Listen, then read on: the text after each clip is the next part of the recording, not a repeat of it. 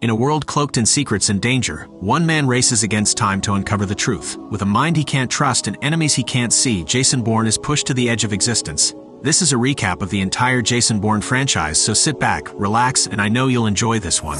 As the film opens, amidst a stormy night at sea, a body is floating among the waves.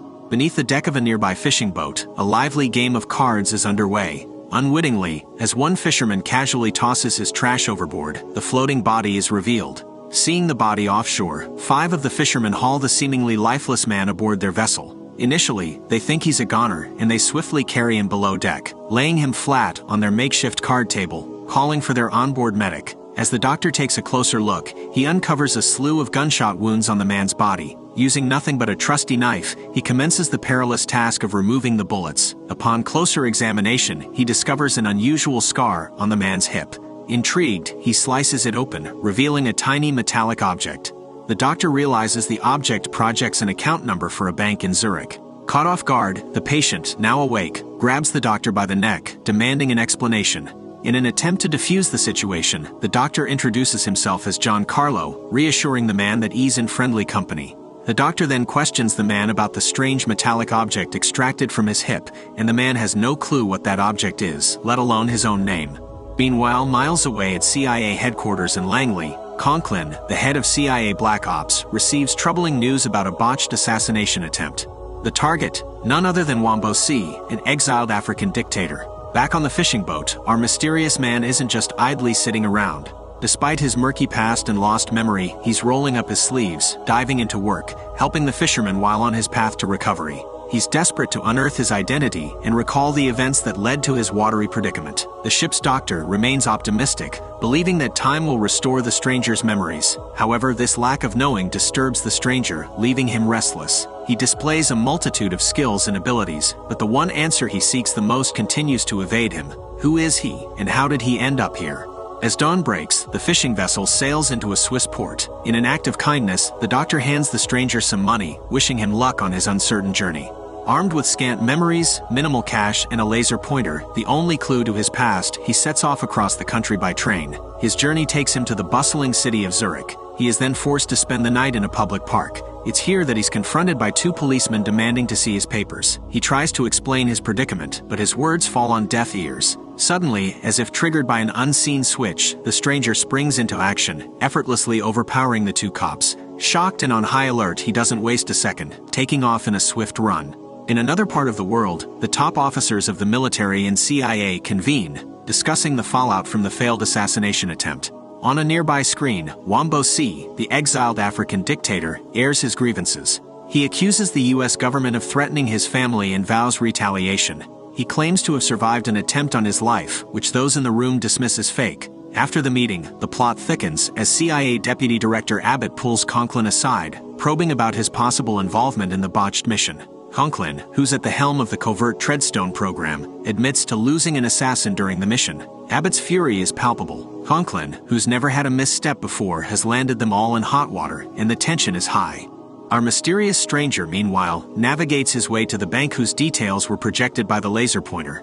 There, he gains access to the safety deposit box associated with the account number. Once left alone with the box, his curiosity overtakes him. Frantically, he pries it open, revealing a passport. It bears his picture, along with the name Jason Bourne. His intrigue deepens as he uncovers a false bottom in the box. Underneath, he finds an unexpected treasure trove. Bundles of cash, more guns, and an array of passports bearing different names but all with his picture. He stumbles upon another alias, John Michael Caine. Faced with this bewildering array of identities, he makes a swift decision. He packs up all the contents of the box into his bag but makes a conscious choice to leave behind the guns. As Jason makes his exit, the bank manager's gaze follows him suspiciously before he promptly dials a number. Once out on the street, Jason's resolve hardens. He's determined to unearth his past. A police officer's keen stare catches his attention, and he can't help but notice more officers around him and police cars speeding by.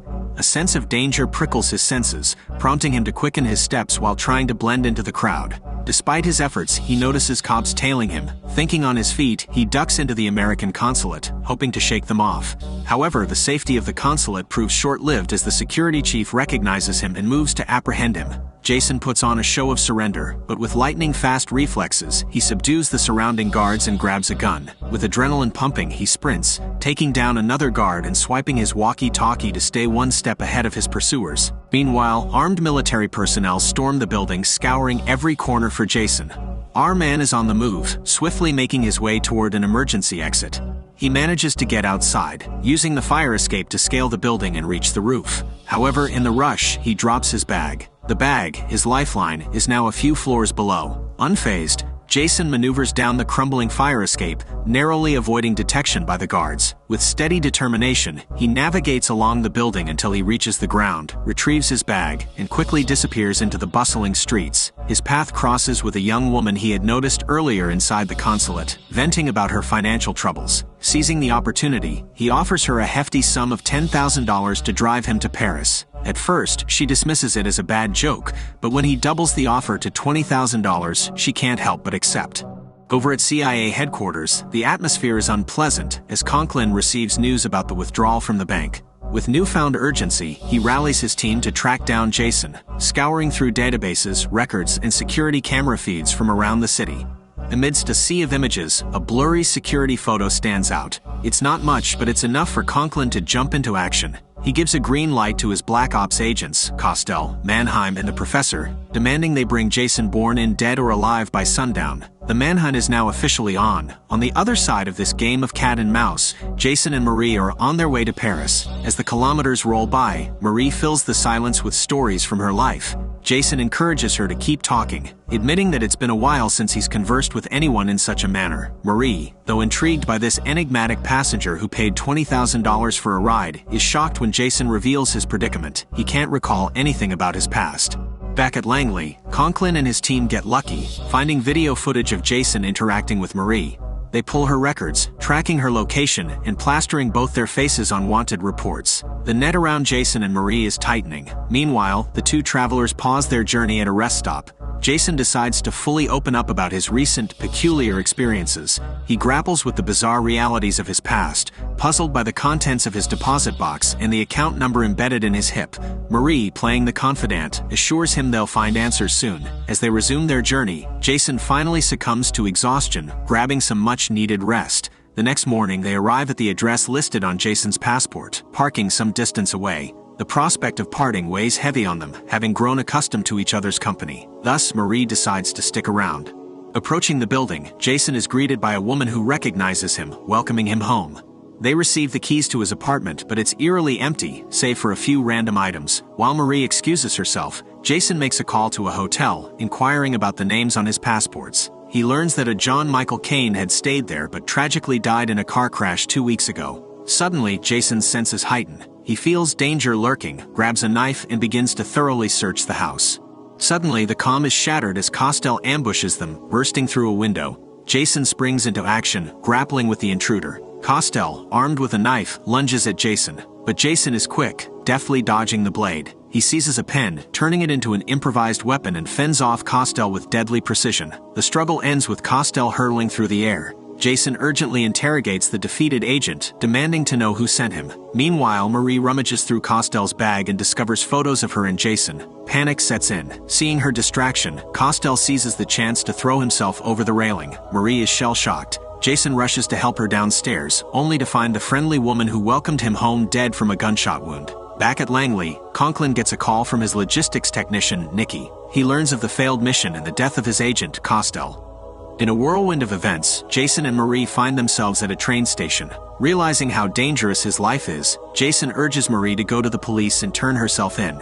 He doesn't want her tangled in his dangerous world, but Marie is in too deep and there's no turning back now. As the police begin to converge on their location, Jason offers Marie one last chance to escape, but she chooses to stand by him. And at the last second, Jason speeds away. He drives with great recklessness as the cops give chase. They're almost cornered, but Jason makes a daring turn into a narrow alley, shaking off the larger police vehicles, leaving only motorcycles on their trail. Displaying driving skills that would make Vin Diesel hire him for some more Fast and Furious movies, Jason manages to lose one pursuer after another. An abrupt crash ensues, but they manage to find refuge in an underground parking lot, safely hidden away from the relentless pursuit. For now, they've managed to escape the law's tightening grasp.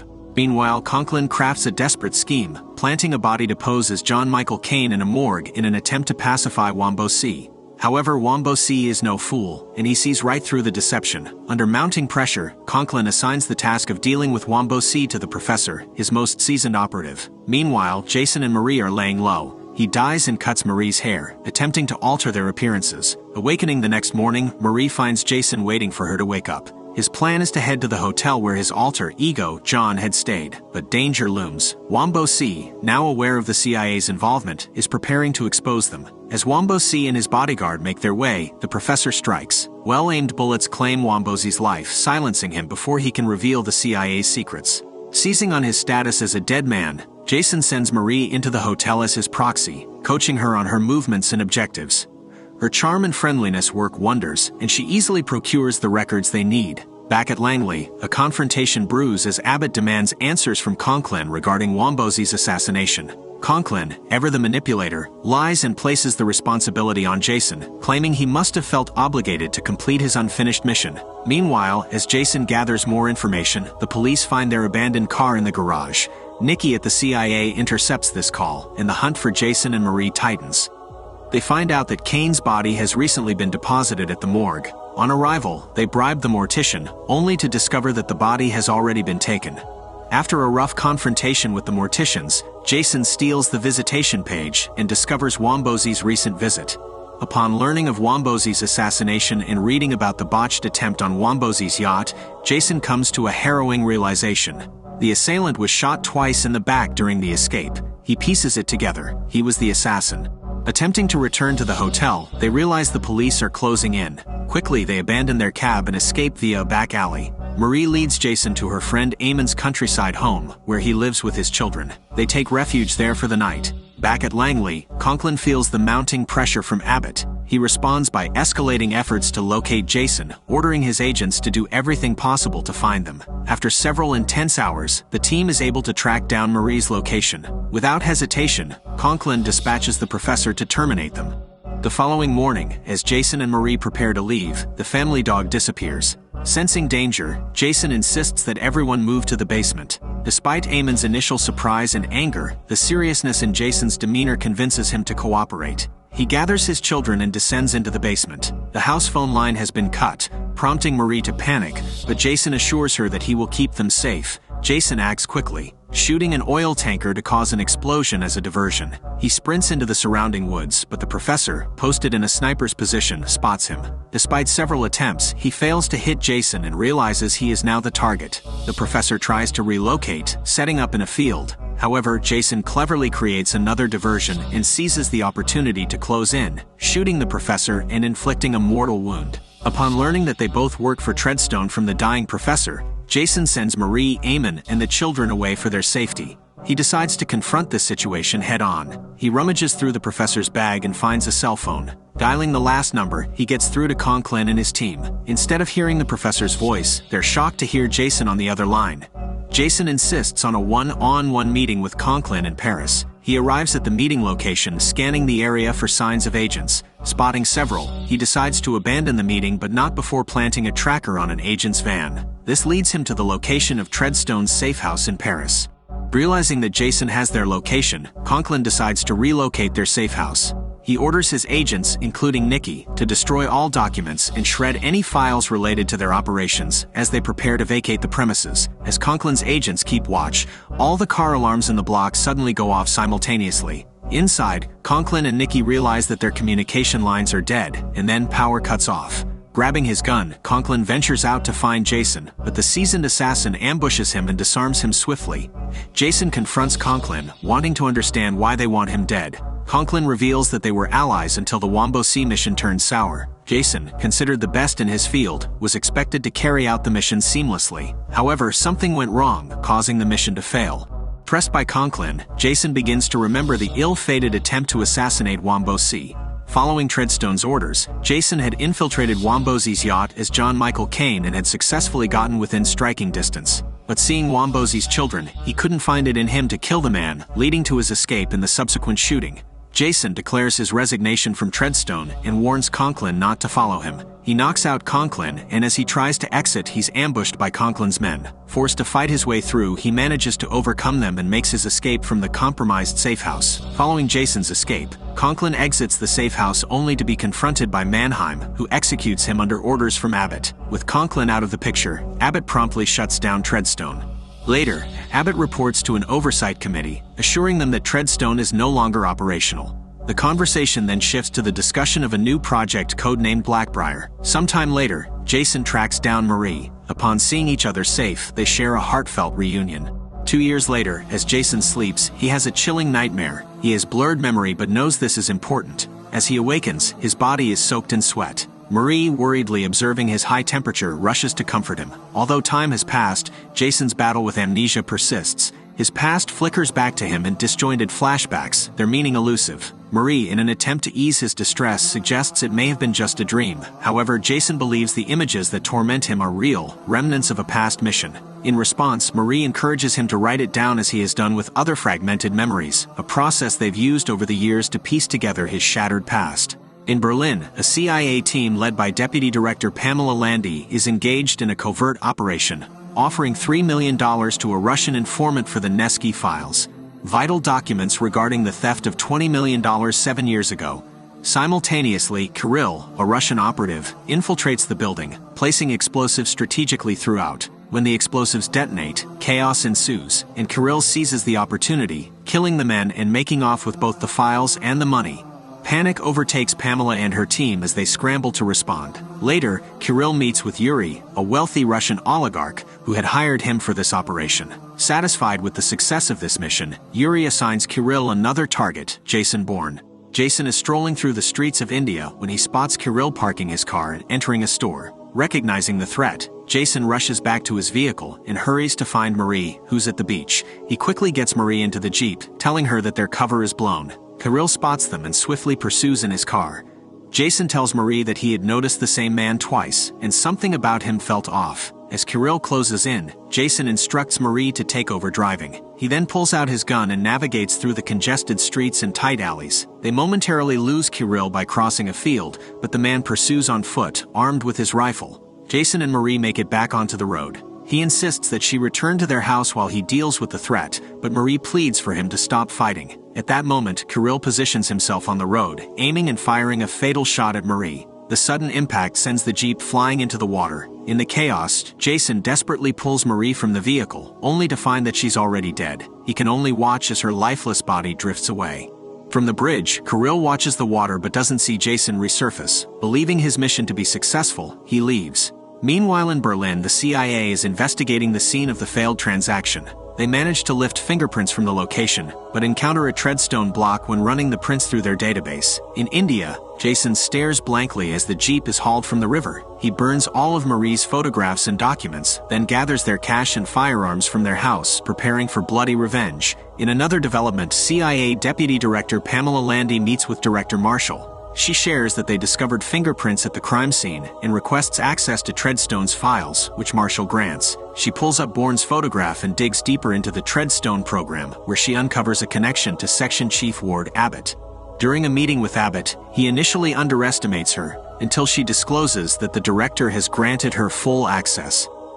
Abbott then explains that Treadstone was a lethal operation that was decommissioned 2 years prior. Despite his initial disbelief, he is taken aback when Pamela informs him that Jason was implicated in a murder the previous week. Back in Moscow, Kirill tells Yuri that the job is done. He is given his money and makes his way. Jason, on the other hand, arrives at an airport in Germany, but his passport triggers an alert in the CIA's system, leading security to take him aside for questioning. Concurrently, Pamela Landy is briefing the CIA heads about the failed operation, linking Jason Bourne to the killings. She also shares her suspicion that Conklin was involved in shady operations, but mistakenly believes that Jason and Conklin were collaborating and that Jason murdered the agents to conceal evidence. They soon learn that Jason's passport has pinged their system, prompting them to mobilize their resources to apprehend him.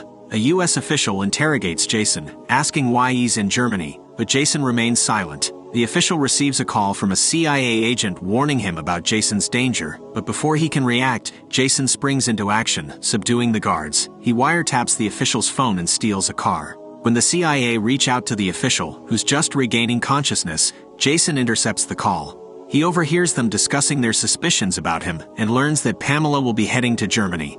Jason makes his way to Munich, during which he experiences a flashback of a mission involving Conklin. Concurrently, Pamela and Ward meet with Nikki, a former technician for Treadstone, in order to learn more about Jason. Upon reaching Munich, Jason finds Jarda, a former Treadstone agent. Holding him at gunpoint, he forces Jarda to bind his own hands. Jason inquires about Conklin and Treadstone, learning that the operation was terminated following Conklin's death. He believes that the CIA is pursuing him and demands answers, but Jarda is clueless about his current predicament. The phone rings, momentarily distracting Jason, which Jarda uses as an opportunity to attack. They wrestle, with Jarda pulling a knife. However, Jason fends him off and uses a magazine as an impromptu weapon, showcasing his combat expertise. Although Jarda briefly gains the upper hand, Jason eventually overcomes him, using a cord to finish him off. Aware that CIA agents are approaching, Jason opens a gas line and swiftly exits the premises just before the house detonates. He then heads to Berlin, where he discovers Pamela's hotel address. After finding out her room number and observing her departure from the hotel with her bodyguards, Jason tails them in a cab to pinpoint the location of her office. From the roof of a building opposite to Pamela's office, Jason sets up a sniper rifle, obtaining a clear view into her workspace. He phones her, demanding to know why the CIA is pursuing him. Pamela informs him of the Berlin incident, insisting he killed 2 people. However, Jason, reflecting on his flashbacks, believes they're mistakenly attributing a past mission to him. Upon seeing Nikki in the office, Jason tells Pamela he intends to surrender. He requests a discreet meeting with Nikki. When Pamela hesitates, Jason reveals he can see Nikki standing next to her, which visibly shocks the team. Ward vehemently argues against the meeting, citing Bourne's dangerous nature, but Pamela is determined to proceed. Nikki is positioned at the designated location, surrounded by snipers and guards. She receives a call instructing her to board a passing tram, unbeknownst to her that Jason is discreetly watching over her. A protest happening nearby hinders the CIA's visibility. As they send in their agents to secure Nikki, Jason seizes the opportunity to intercept her and evade capture. He takes Nikki to the underground train station, pressing her for answers about Pamela's alleged attempt to kill him. Nikki informs him about the Berlin incident, but Jason insists he was not in Berlin at that time. He begins to suspect that the CIA might have had a hand in Marie's death. While the CIA team eavesdrops, Jason gleans more information about the files Pamela sought to acquire. These files seem to be linked to the Berlin mission that haunts his memories. However, Nikki informs him that he has never undertaken any assignments in Berlin. Back at the Berlin office, Ward continues to advocate for Jason's elimination, while Pamela insists on seeking answers rather than a body. Jason heads to a cafe, where he researches the name Nevsky and discovers that he was a Russian politician found dead in a hotel room. He notes the hotel's name as well. Meanwhile, Conklin's former assistant identifies inconsistencies in the report suggesting Bourne's involvement in the agent's death. He presents his theory to Ward, who abruptly kills him before he can report his findings to Pamela. Next, Bourne visits the hotel where the killing took place, triggering more memories of his mission. He breaches the room, which alerts the hotel staff. The police and the CIA swiftly react, trying to capture him. Inside the room, Jason experiences a rush of recollections. He had murdered Nevsky on Conklin's orders, and when Nevsky's wife arrived, he shot her and staged the entire scene. As the police close in on his floor, Jason manages to exit the building, fleeing down a fire escape just as Pamela and her team reach the hotel. 2 officers notice him and give chase, following Jason through the streets and into a train station. He evades them by running across the tracks and leaping onto a passing barge. The police demand the boat to stop, but as it passes under a bridge, he cleverly hides there before returning to the train, ultimately making a successful escape. Upon returning to his hotel, Ward contacts Yuri, informing him that they need to eliminate Bourne as Pamela is closing in on their operation. As he's speaking, Jason suddenly materializes behind him, having overheard everything. Ward confesses that he stole the money, ordered Kirill to retrieve the files, and framed Bourne before orchestrating a hit on him. Jason is furious, not just about being framed, but also because Marie was killed when he had explicitly told them to leave him alone. Ward, however, doesn't fear death and goads Jason to kill him, but Jason decides against it, stating that Marie wouldn't have wanted him to do so. As Pamela heads to Ward's room to confront him about her suspicions, he takes a lethal dose of poison. He holds her at gunpoint as she enters, and when she questions him about Danny's death, he reveals that Danny was merely collateral damage. Then Ward decides he's had enough and ends it. Jason collects his documents and boards a train bound for Moscow. Back at the office, Pamela discovers a recording of the conversation between Ward and Yuri. When her team informs her that Jason was sighted boarding a train to Moscow, she promptly alerts the Russian police. Upon arriving in Moscow, Jason takes a taxi to the address of Nevsky's daughter, only to find out that she has moved. The cab driver receives a call from a colleague, alerting him that the police are tracking Jason. Realizing the situation, Jason swiftly makes an escape on foot. Kirill, who had received news of Jason's arrival, locates him and shoots him in the shoulder. However, before Kirill can do anything else, the police apprehend him, and he reveals his identity as a Russian federal agent. Wounded, Jason retreats into a nearby store, where he secures a bottle of vodka and attempts to get a cab. When police officers arrive to apprehend him, Jason easily subdues them and commandeers the cab. Kirill, relentless in his pursuit, notices Jason's escape and steals a jeep to continue the chase. Despite the relentless pursuit from both the police and Kirill, Jason manages to maintain an advantage. As federal agents join the chase, Kirill sideswipes Jason's cab, but Jason recovers and continues to speed ahead. He ventures into a busy highway, where his cab sustains significant damage but continues to function. In a tunnel, Kirill attempts to shoot Jason and run him off the road, but Jason counters by shooting out one of his tires. He pins Kirill's jeep with his cab and drives him directly into a divider.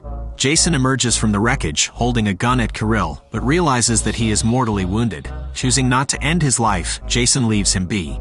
Subsequently, Yuri and his men are apprehended, with Pamela supervising the arrests from a distance. Jason, meanwhile, makes his way to the apartment of Nevsky's daughter. His sudden appearance startles her, but he assures her he means no harm. He confesses that he was responsible for her parents' death, a memory that he can't forget. Apologizing sincerely, he leaves the shaken young woman alone. Later, in New York City, Bourne contacts Landy over the phone. She expresses her gratitude for the revealing tape he had left her. In return, she shares with him his original identity, David Webb, along with his birth date and place. She requests him to meet her in person, but Jason, observing her from a distance, suggests she looks weary and should rest. As the conversation ends, he seamlessly blends into the city crowd, disappearing from sight. 6 weeks later, Jason Bourne is on the run in Moscow, which is basically a Tuesday for this guy. He's injured, and the police chase him into the train station and begin searching the carts. Bourne waits until the train is moving, then jumps off it. The police sight him and continue the chase. Luckily, he makes it into a pharmacy and begins patching himself up when he gets some more flashbacks. This time, he seems to be in a program, and they bag his face. The cops then enter the pharmacy, and Jason quickly disarms the first and aims his gun at the second. He then simply walks off, escaping the police. At the CIA headquarters, Director Ezra Kramer convenes a meeting with Pamela and other key personnel.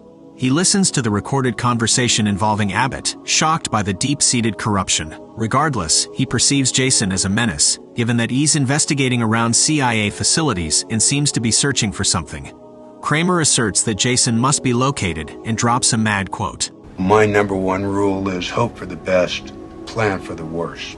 We cut to New York, where a journalist named Simon Ross is meeting a source about a project named Blackbriar.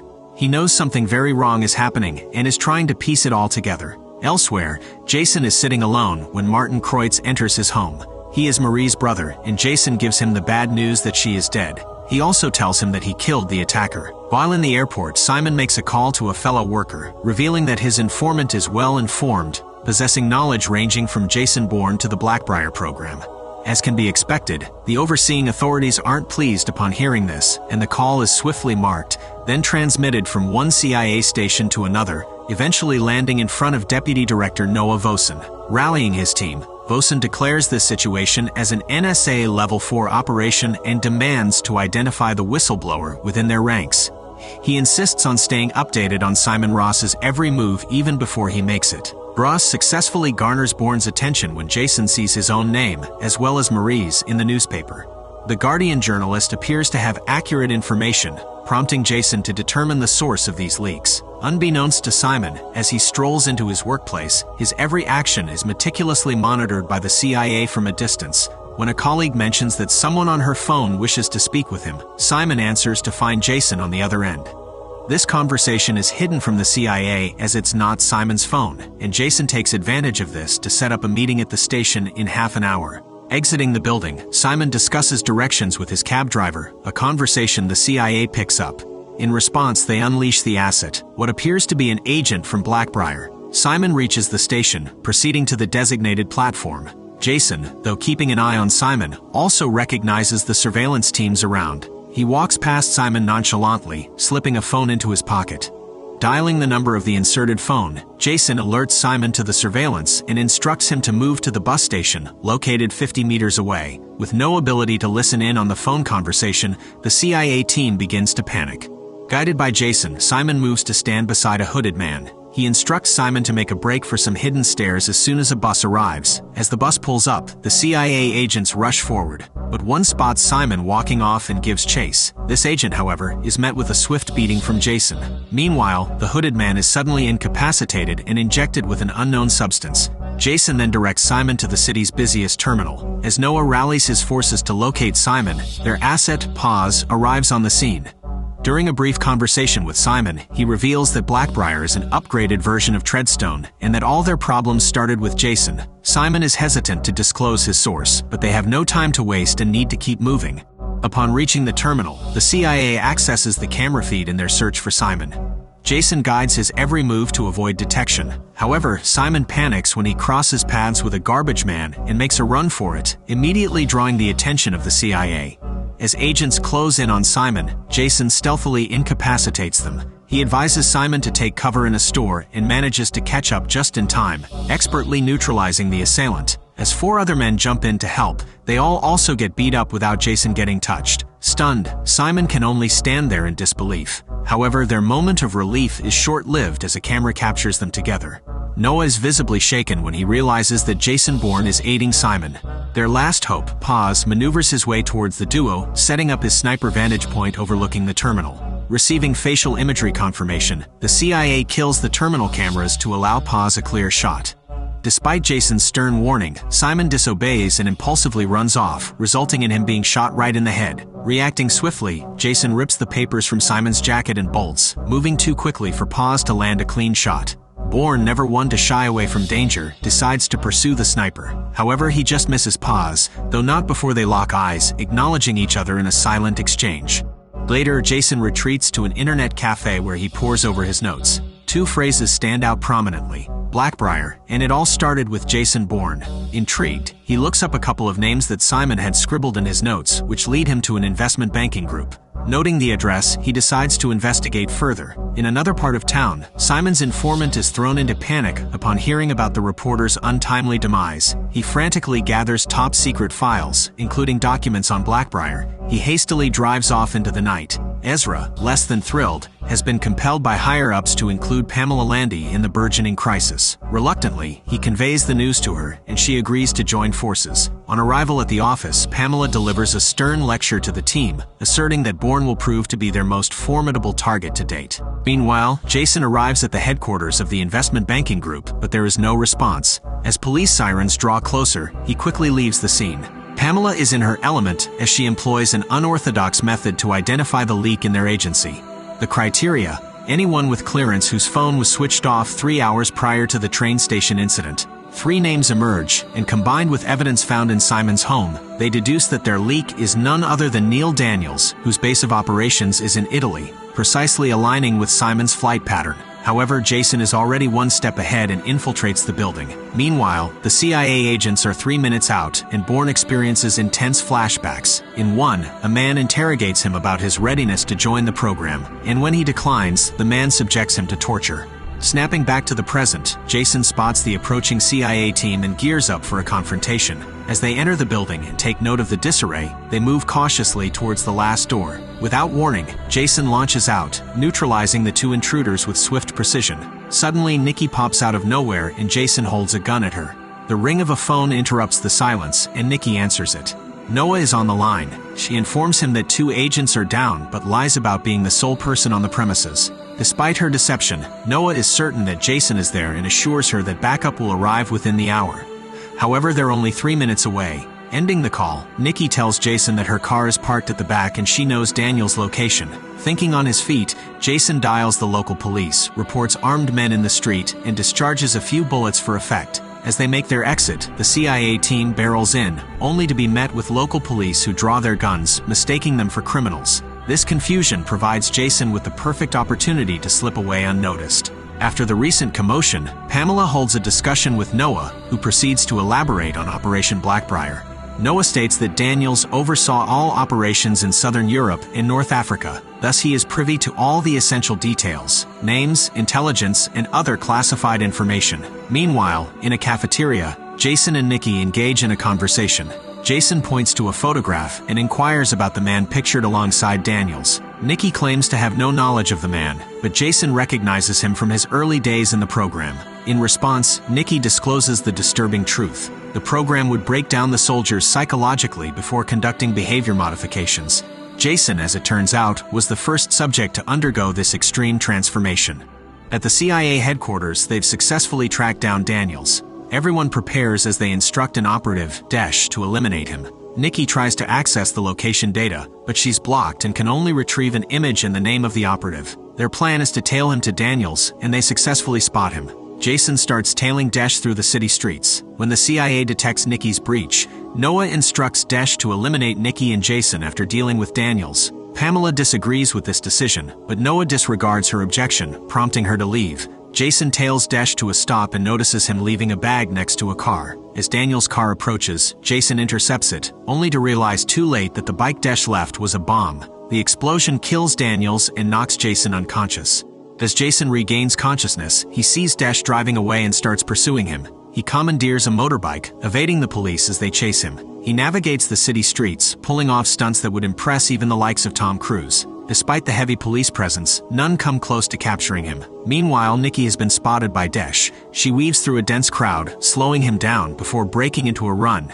Jason spots Desh from afar and starts pursuing him across rooftops, knowing that Nikki is in danger. Nikki enters a building and tries to remain silent. Jason continues his rooftop chase, crashing through apartments to keep up. As Nikki finds herself cornered by Desh, Jason bursts through a window, initiating a fierce brawl between them. The showdown is between two well-trained operatives, one from Treadstone, the other from Blackbriar. The fight lasts several minutes, with both combatants evenly matched and deploying advanced fighting techniques. Eventually, Jason gets the upper hand, utilizing fighting moves that could have been taught by Khabib himself. Jason and Nikki manage to fool Noah into believing they've been killed by the assassin, Desh.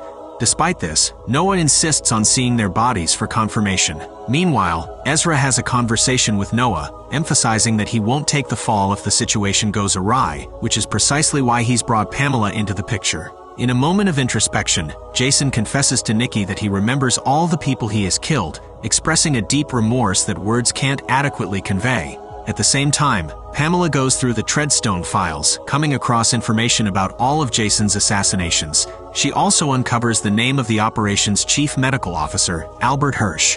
After their conversation, Jason leaves Nikki at a station and heads to the morgue to inspect Daniel's personal effects. He finds an address for a CIA base and decides to investigate further. Back at CIA headquarters, the unsettling news that Jason is alive reaches Noah. Concurrently, one of Pamela's agents uncovers a passport of Jason's being used recently. Pamela chooses to keep this information to herself, revealing she has her own plan in motion. Bourne arrives in New York, takes a cab, and positions himself in a building directly across from the CIA building. Through his binoculars, he observes Pamela and Noah. He also notices Noah hiding some files in a safe. With audacity, Jason calls Pamela directly, and she thanks him for the earlier provided recording and tells him his true name and date of birth. Noah and his team, monitoring Pamela's phone, become aware of the conversation, and Noah quickly senses that something is amiss. As Pamela speaks with Jason, he notes that she looks tired, causing Noah to panic. Rushing into the operation room, he announces that Bourne is within a 1,000-yard radius of the building, triggering a national emergency. Pamela steps out and gets a message with a specific location, which is intercepted by Noah's team. The operative Paz receives instructions to arm himself and prepare for action. As Noah and his team mobilize, he orders that anyone not keeping an eye on Pamela should convene at the disclosed location. Bourne simply walks into the CIA headquarters. He calls Noah and taunts him, revealing his current location. Instantly, he cracks open the safe and retrieves the hidden files. He glimpses at some sensitive information, but pressed for time, he commences his escape as the agents rush back to their vehicles. When Noseman confirms that his office has been breached and the safe is open, Noah descends into panic. Pamela gets into a car with her operative, providing him with directions. Meanwhile, Jason walks casually down the street until he is spotted by agents. Given authorization to shoot on sight, Jason bolts, eventually making it to a rooftop car park. He swiftly commandeers a car, colliding with others, thus taking down the agents using them as cover. With his car in reverse and under fire, Jason daringly drives off the building, landing in another car parked below. He bolts to a lower level, finding Paz lying in wait for a confrontation. A fierce shootout ensues, and Jason commandeers a police vehicle, launching it into the throbbing street below. Meanwhile, an operative picks up on the anomaly in the date of birth Pamela provided Jason, sparking suspicion of it being coded information. Noah, when alerted, discerns the hidden clue. It points to their training facility's location. He orders all ground units to trail his vehicle. With the police sirens of his stolen vehicle splitting the air, Jason barrels through the city streets. He quickly neutralizes his pursuers in a display of swift action. Using his commandeered police vehicle as a bulldozer, he clears the road of enemy cars. Yet Paz, relentlessly following him, poses a serious challenge. Drawing inspiration from Jason's previous encounter with Kirill, Paz attempts a similar tactic, which disastrously backfires, resulting in both cars flipping and crashing. Jason emerges from the wreckage, gun trained on Paz, but ultimately decides to spare him. Noah, in a flurry, calls Albert, advising him to evacuate the facility.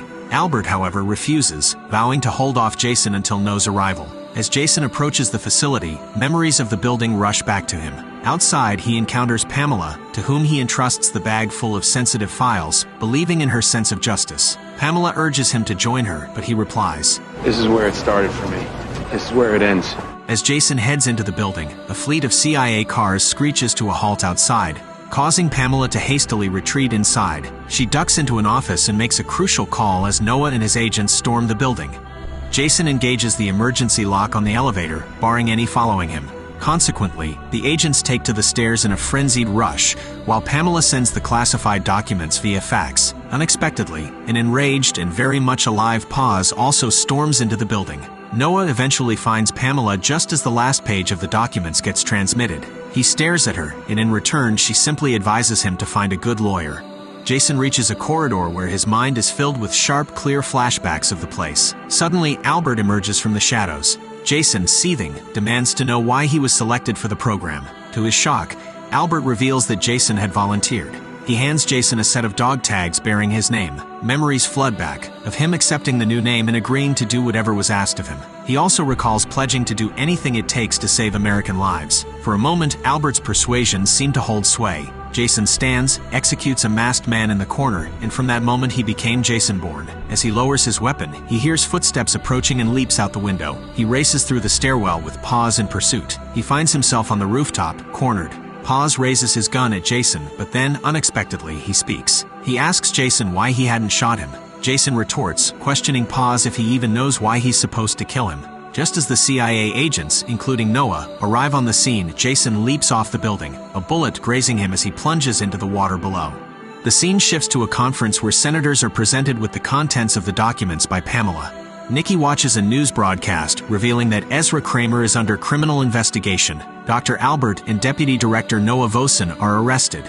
There's no trace of Jason, despite 3 days of searching. Nikki smiles faintly as we see Jason swimming away, very much alive and free. Elsewhere, we are introduced to a new covert spy, Aaron Cross, an agent of Operation Outcome. Cross in a lone training mission in the Alaskan wilderness. His challenges included enduring freezing temperatures and icy waters, facing off against a pack of wolves, extreme mountain climbing, and challenging navigation tasks. As a genetically enhanced super spy, he was required to take 2 pills, referred to as chems. The green pills boost physical capacities while the blue pills enhance mental abilities. A crisis emerged when Operations Treadstone and its upgraded counterpart Blackbriar and their links to Agent Jason Bourne were on the verge of exposure by British investigative journalist Simon Ross. This is happening prior to Ezra being put under investigation. Ezra Kramer shares his concerns with retired USN Admiral Mark Turso. Meanwhile, in Virginia, retired Air Force Colonel Eric Byer, an insider who formerly oversaw the programs, was notified.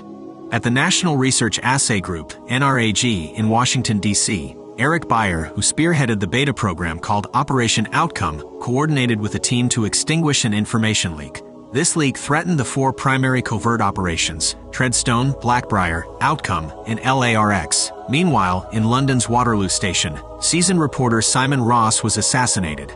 Eric becomes calm, and the scene jumps at a private research facility named Staricin Morlanta. A team of biochemist virologists employed genetic engineering to enhance Operation Outcome Agent's abilities with the aid of chems under Bayer's supervision. Dr. Marta Shearing, a civilian biochemist, she began work alongside her colleague Dr. Donald Foyt. Outcome Agent 6 was on site for a comprehensive physical evaluation or spec workup. Bayer stumbled upon a potentially damaging video on the internet that threatened to expose the entire Outcome program. The video suggested a connection between Dr. Albert Hirsch, the medical director of Treadstone, and Dr. Dan Hillcott, the medical director of Outcome. This discovery alarmed Bayer, who expressed his fears to Terrence Ward, the senior VP for Candent Precision Metrics. He was apprehensive about a possible FBI investigation and scrutiny from the Senate Select Committee on Intelligence into their covert operations. Fearing that the investigation could expose Treadstone and their Outcome program, he resolved to eradicate all traces of the Outcome program to prevent its discovery, including all of its 9 active agents. In Alaska, Cross managed to overcome the challenging terrain, reaching a remote cabin occupied by another Outcome agent 2 days ahead of schedule. Cross broke the record by multiple days, which was originally the cabin's inhabitant. Turns out, Outcome 3 had been banished there due to his romantic involvement with someone. In NYC, Noah Vosen raised an alarm about an imminent threat. He described it as a national security emergency, priority level 5. Over a phone call, CIA agent Ray Wills apprised Bayer of the fact that Jason Bourne had evaded death and was potentially in New York City. Reacting to these events, Bayer chose to erase all evidence and traces of Outcome by decommissioning it and deceitfully persuading the agents to take yellow pills, a lethal poison in fact. The first recipient was Agent Outcome 4, soon followed by Outcome 1 in Karachi, Pakistan. The first casualty of this plot was Outcome 6, who perished shortly after leaving the lab, followed swiftly by Outcome 1 as well as Outcome 4.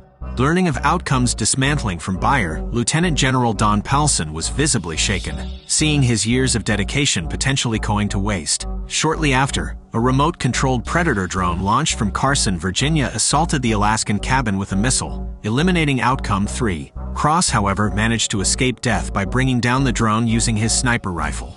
He then surgically extracted a tracking device embedded in his body and cleverly planted it in a trapped wild wolf, thereby misleading a second drone and faking his own death. A quick flashback revealed a past connection between Bayer and Cross in Somalia. Bayer was well aware that Cross, known for his commitment to his role, would be challenging to eliminate. Bayer conceptualized their roles as sin-eaters, individuals who shouldered the moral burdens and questionable acts, thereby ensuring the sanctity of the rest of their organization. They were a necessary evil for the greater good. Meanwhile, Bayer sought to wipe out remaining traces of Outcome, including its affiliated research lab, Staricin Morlanta Laboratories. A scientist there, Dr. Donald Foyt, was manipulated into a state of violent frenzy through chemical control, compelling him to slaughter several of his colleagues. When cornered by law enforcement, he opted to end himself. Dr. Marta Shearing was the sole survivor of the horrifying lab onslaught. Concurrently, Cross managed to steal an airplane and escaped Alaska, later materializing in a parking garage in Chicago. There, he accessed hidden identity paraphernalia, wallets, passports, license plates, etc., preparing himself for the next phase of his eastern-bound escape. After the lab attack, as Dr. Shearing was preparing to leave town to see her sister, a group of 4 agents drove up to interrogate her in her secluded home in the woods, including clinical psychologist Dr. Connie Dowd. Without permission, Special Agent Larry Hooper snooped around the house while Dr. Dowd discussed the traumatic shooting incident. Dr. Shearing became increasingly suspicious and argumentative and demanded that they check Dr. Foyt's blood work to determine why he became psychotic, rather than grill her or search her house. Suddenly, they fiercely attacked Shearing and were about to execute her when Cross comes out of nowhere and interrupted and rescued her. The backup shoots at them, and Cross runs into the basement. His pursuer runs in and Cross defeats him with ease. He then scales the building and kills Dowd with one shot. He goes to calm Dr. Shearing, who remembers him. With one assailant left, Cross shoots through a door, killing the man. As fugitives, Shearing assumed the name June Monroe from Bethesda, Maryland, and he pretended his name was James. Shocked, Cross learned that Dr. Shearing, who had monitored him for 4 years, knew him solely by his code. Outcome number 5. He informed her about Outcome's termination, leading to the elimination of everyone linked to the program. He believed he needed his program medication to maintain his enhanced abilities. Shearing revealed the live virus to produce the medication was at a remote Steri Pacific lab in Manila.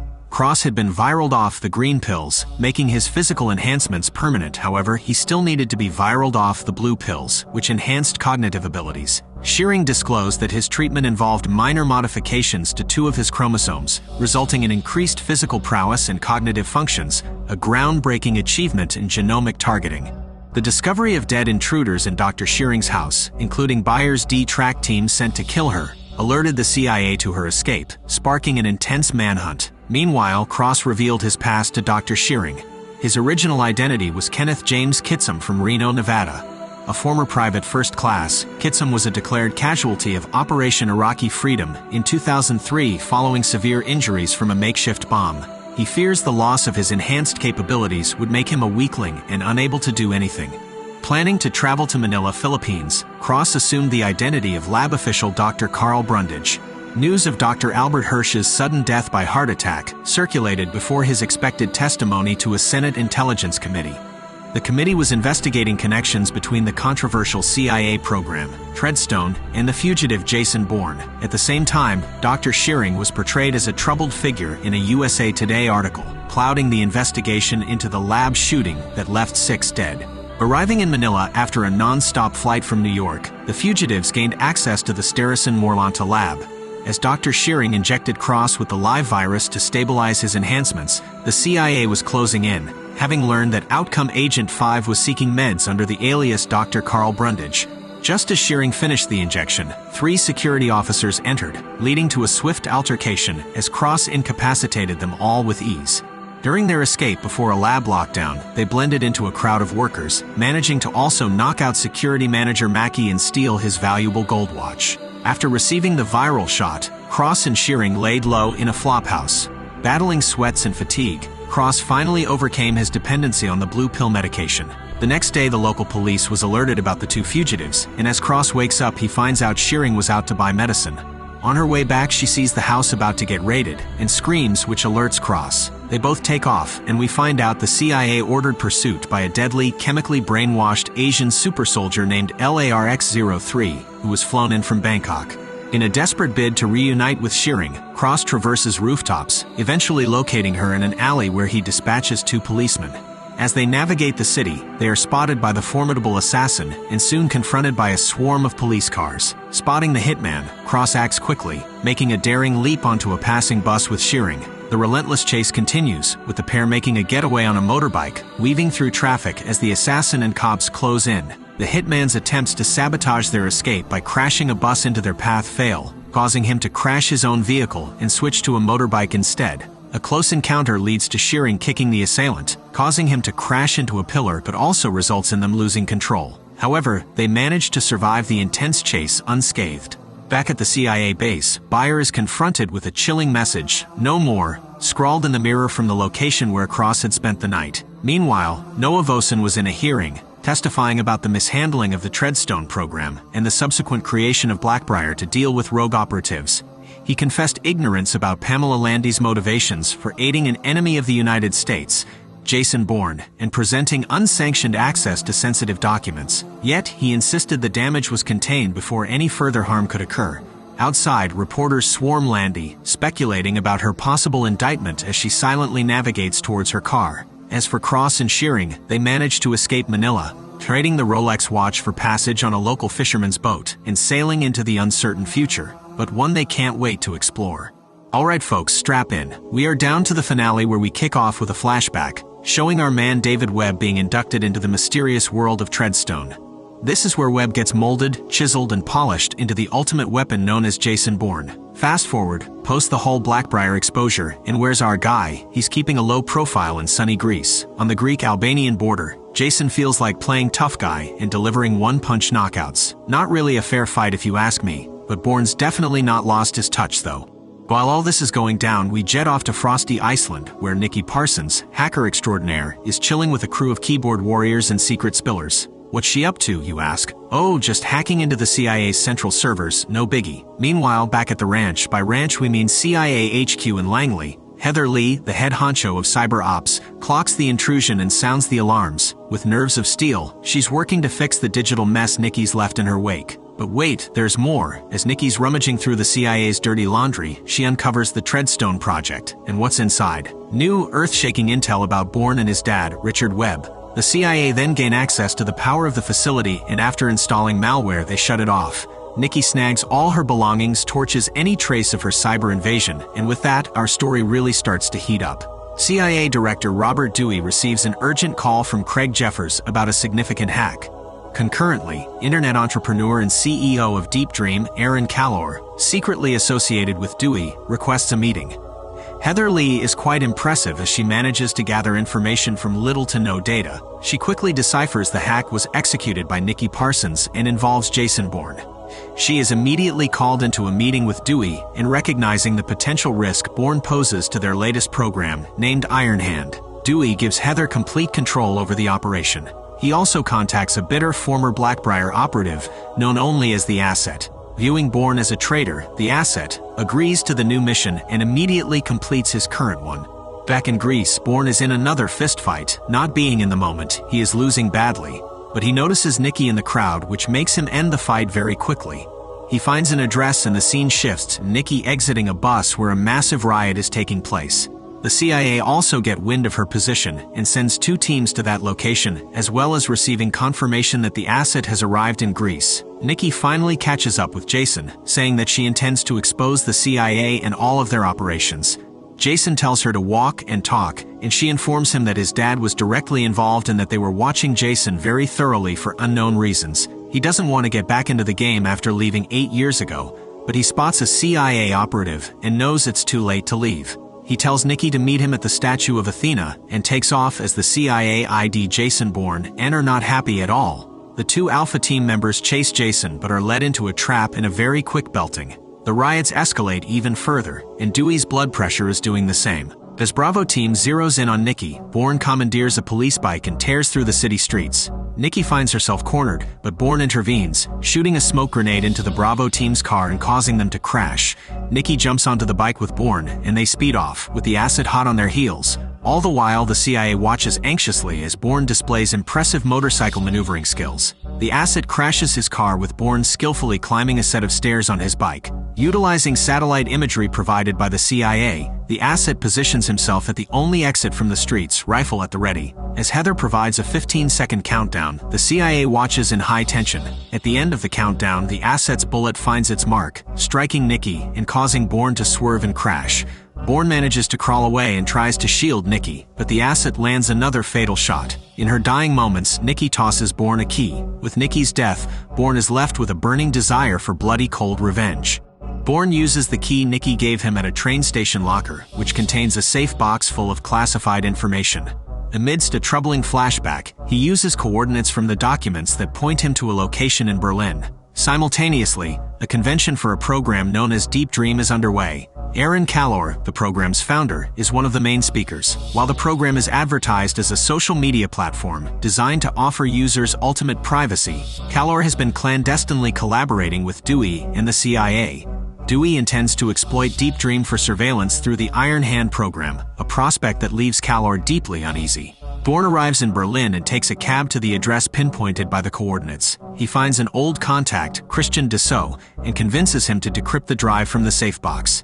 The hidden malware on the drive alerts Heather at the CIA to Bourne's location. She promptly notifies Dewey, and a team in Berlin mobilizes. While viewing the files on the drive, Bourne discovers that his father was involved in the creation of Treadstone and notices some recruitment requirements. As Heather attempts to remotely delete the files, Bourne's memory is triggered. He recalls the last day he saw his father, who confessed to making a costly decision and expressed his love for his son before leaving. Moments later, Bourne hears an explosion and rushes out to see his father's car in flames and his father lifeless. Returning to the laptop, Bourne quickly types up the name Malcolm Smith before the screen goes dark. The CIA calls the phone, and Heather speaks first, offering to help him. Dewey takes over, trying to stall him, but Heather intervenes again, sending a covert warning to Bourne about the incoming team. He uses this information to slip away unnoticed. Later on, Heather manages to persuade her superiors to allow her a face-to-face meeting with Bourne, with the hope of convincing him to return to the program. Heather plans to use Bourne's newly acquired knowledge as leverage to draw him back in.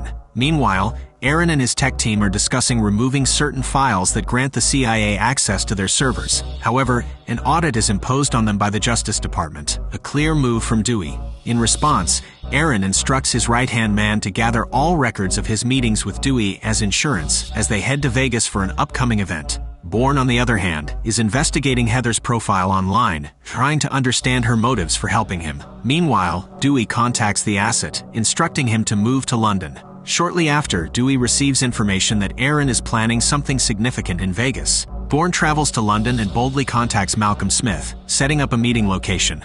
Heather's plan to approach and engage Bourne is underway, with the asset on standby for any complications. Unexpectedly, the asset eliminates 2 of his own men, quietly alerting Dewey to his actions. After dispatching 2 more, Dewey seizes control of Heather's operation, declaring that there will be no negotiation with Bourne and giving the asset full clearance to execute him. In the busy plaza, Smith stands with the asset's sniper scope trained on him. Suddenly, emergency alarms echo through the surrounding buildings, triggering panic and chaos. Amidst the confusion, Bourne seizes Smith and makes a quick escape, briefly locking eyes with Heather in the process. He leads Smith through a hidden door, questioning him about his father's motives for having Smith tail him. As Dewey listens in secretly, Bourne threatens a silent Smith, dragging him to the rooftop for further questioning. With Dewey instructing Smith to remain silent, Bourne continues to press him for answers about his father's actions.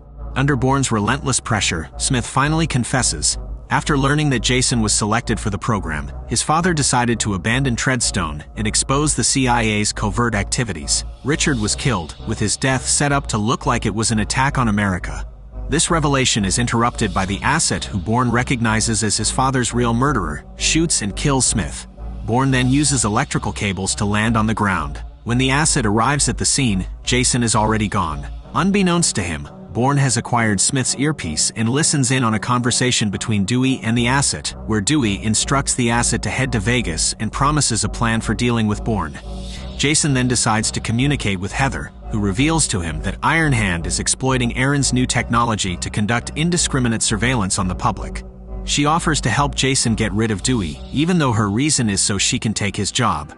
Dewey arrives in Vegas, increasingly worried about Bourne coming after him. Meanwhile, Heather assists Bourne in clearing airport customs, successfully sneaking him into Vegas.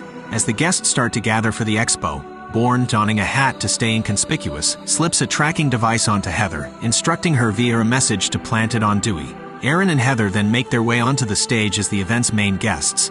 As Aaron is about to address the crowd, the asset puts on a glove with someone else's fingerprints, ready to execute his mission. Dewey, realizing that Heather has helped Bourne get into the country, instructs the asset to kill both Aaron and Heather. As Aaron starts his confession, the asset readies his weapon to execute him. Just in time, Bourne finds the asset and disrupts his plans, leading to Aaron getting shot non-fatally. The ensuing chaos causes the crowd to flee, providing Bourne with the perfect cover to escape. Dewey demands to be taken to his suite, and Bourne manages to track his location. Meanwhile, on-site law enforcement manages to identify both the asset and Jason. But Bourne outsmarts them by jumping into an elevator and disabling it. He finally confronts Dewey in his suite, seeking answers for the lies he has been fed over the years. Dewey tells him that his father lacked the resolve that Bourne possesses, and that Bourne will never find peace until he accepts who he really is. Just as the confrontation heats up, Jeffers barges in and shoots Bourne, but also getting hit. As Dewey tries to shoot Bourne himself, he is unexpectedly shot by Heather. Bourne tells Heather that she wasn't involved, and then immediately leaves to chase down the asset. The assassin has already killed a SWAT member and commandeered an armored police vehicle. Bourne commandeers a black Dodge and launches himself after the asset. The authorities join in, but Bourne expertly maneuvers around them. The asset tries to shake Bourne by smashing the van into his car, forcing Bourne onto the opposite side of the road. Despite this, Bourne stays hot on the asset's tail, who hits the brakes, causing the following police cars to crash. Faced with impending traffic, the asset steps on the accelerator, ramming through the cars to clear a path. But Bourne is relentless and continues to chase him. The asset then tries to outwit Bourne by attempting to crash his car into a wall using a move Bourne invented himself. But Bourne is all too familiar with it and knows how to counter, keeping the chase alive. The asset continues his reckless driving, crashing into car after car in a desperate attempt to escape. But Jason, fed up with the chase, accelerates and hits the van with enough force to send it spinning. The asset abandons the van and tries to escape on foot, but Bourne is not far behind. He corners the asset in a tunnel, and the two engage in a brutal hand-to-hand fight. The fight is vicious, with Jason gaining the upper hand early on. The acid pulls a knife, but Jason skillfully evades the attack, disarms him, and the fight resumes, this time with bare fists. Bourne finally gains the upper hand, slamming the acid onto the ground and gripping his throat. With a powerful squeeze, he ends the fight, securing his revenge. He walks away, visibly stumbling from the wounds he sustained. Meanwhile, Callor, having survived the gunshot, continues his work, now more resolved than ever to expose the workings of Iron Hand. In Washington, Heather meets with the deputy director to discuss Dewey's actions and the chance to start afresh. She demands a promotion to Dewey's position and insists she's the best person to bring Bourne back in.